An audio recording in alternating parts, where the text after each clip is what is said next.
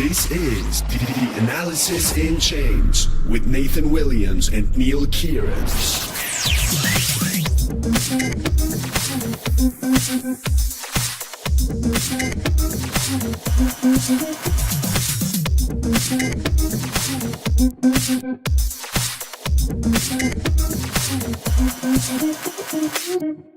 Da, da, da, da, da, da, da, da. Welcome to the Crypto Game. Hi, Neil. Are you ready to play?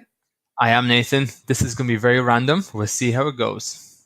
So the way that we're going to play this is Neil is going to toss at me a business area, an industry, or some sort of problem. And I'm going to think if I can come up with a crypto blockchain way of addressing it. And then I have to turn it around to him, and he has to do the same. All right. This will be exciting. This will be an experiment. This is not rehearsed. We did not coordinate beforehand. So let's see how this goes. Okay, Nathan. The problem is student loans. Is there a way for people to take on crypto loans to help back their education? Yes. Okay, this is interesting. So, student loans. I guess it comes down to what we want to be able to solve. Is the problem that students are not paying back their loans? Or is the problem that students are not able to get a loan? Is it a credit check or is there conditions? I would say that the problem is that interest rates are so high for student loans that over the period of their education, be it 4 or 5 years, this loan becomes a huge mountain. So at the end of the day, you need money to pay, I don't know, $50,000 worth of student loans over the course of 4 to 5 years. How can you get that $50,000? And you have to pay back interest to those who gave you the money. So what sort of solution could help you get that money without going through, say, a bank or whatever existing systems out there that would charge a much higher interest rate that would effectively bankrupt you when you come or when you finish your studies? Well, I mean, the first thing that comes to mind is you could just do a traditional sort of loan system. You have people that are willing to loan their Bitcoin. They put into the system. Money goes into the system by people just putting Bitcoin in and getting, say, tokens out that represent all of the loans that are given by the system. And then you set a rate, an interest rate that is reasonable for people. But I think that that's sort of ham-fisted, to be honest. I think the more interesting way of approaching student loans with something like crypto is a rethinking of what it is to be a state. So the thing is, a student loan is in a way an investment in the future of a person, that people would go to school to learn, but then they contribute to society via taxes. And the question is, how do you keep track of that? Why do you have student loans in the first place? It's not to help necessarily people pay for school, but it's a way of putting the burden of the cost of education on the people who benefit from the education themselves. And what I think is more interesting is if we start saying, okay, well, what if we start thinking not in terms of nation states and, like that your education is in Canada and so it's paid for subsidized by Canadian taxpayers and then you pay it back and that sort of thing. But what if it was more global and individuals around the world could invest in general education, general student loans, and then after people graduate and repay their student loans, they also get, say, a ERC 721 token, a non-fungible token. That's their degree. And then they would be able to show how their degree has helped and pay back to society based on the value generated by their degree and the work that they do. And maybe there's a record-keeping aspect of that. So really going beyond state borders. That's what I would say. Interesting. All right. Can't say I'm totally convinced, but it's an interesting solution. Well, I mean, I think this one is not for tomorrow. This one might be for a decade from now or something. But it's a bit more utopian. But I like the solutions that deal with the base value of decentralization to begin with. All right, my turn, Neil. My turn. How can crypto manage road infrastructure? Ooh, this is actually a very good one because I was actually thinking of this as well. To give to you, but okay. So I think that's a very good one. The way I would see this happening is more in a world where roads are kind of interconnected with cars.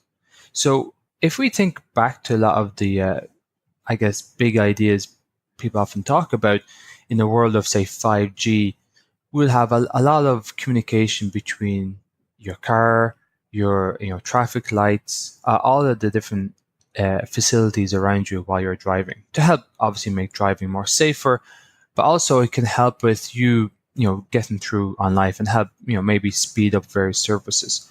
So the thing is, your car will be part of a blockchain system, and it will mean that whenever you're going through various facilities, maybe you're being charged a fraction of an ether to go through a toll road. I know people will say, okay, toll road, is a tax and whatever, but it could actually take road and infrastructure investment away from governments, because this becomes a big source of frustration in terms of government spending. Is okay, they would say, okay, we're going to invest, say, $1 billion in developing the roads and bridges of our country.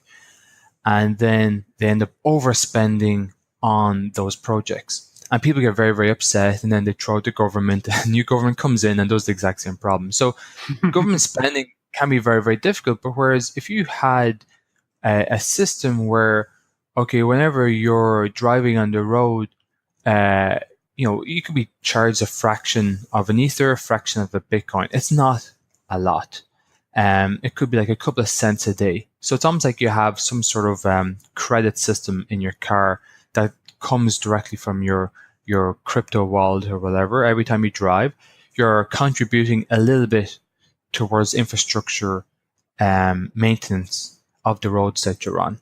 So just say you are driving on Highway 100, and that's the one you drive on the most.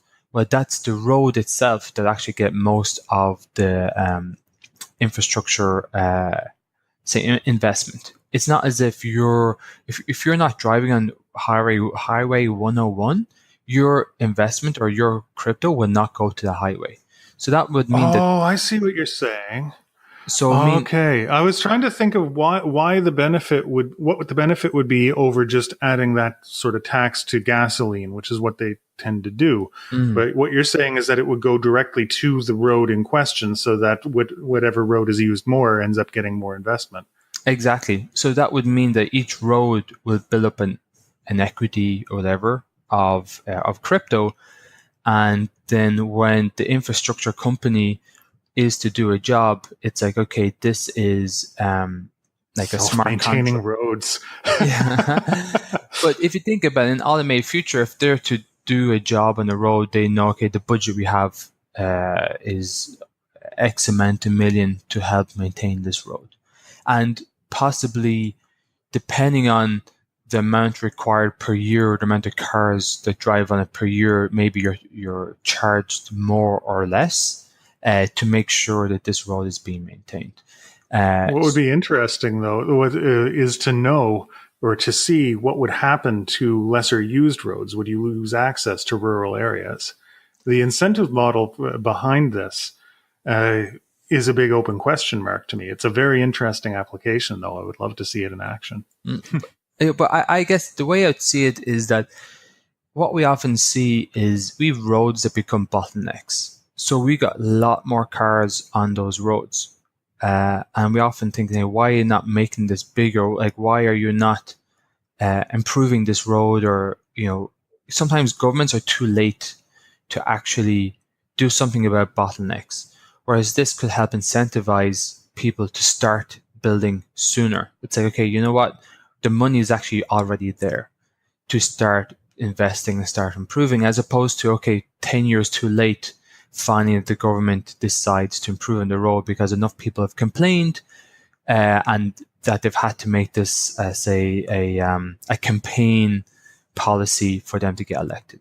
So it kind of like, so it's because it's transparent and people can see it, and maybe have a DAO model around it as well, around different roads, and say, hey, do you want to invest in this road this summer? And people vote because you're an actual investor in this road because you're driving on it. That means you can say, yes, I want this summer, I want them to develop this road and improve upon it. And that means I know in 2 years' time it's going to be much wider or whatever, and my experience will be better. So yeah, that's my idea. Brilliant. I love it. We have time for one more?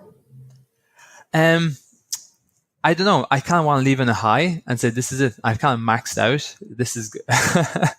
All right. Well, thank you for listening to the Crypto Game. Tune in next time where Neil and Nathan apply crypto to everything, because crypto is the future. Da, da, da, da, da, da, da, da.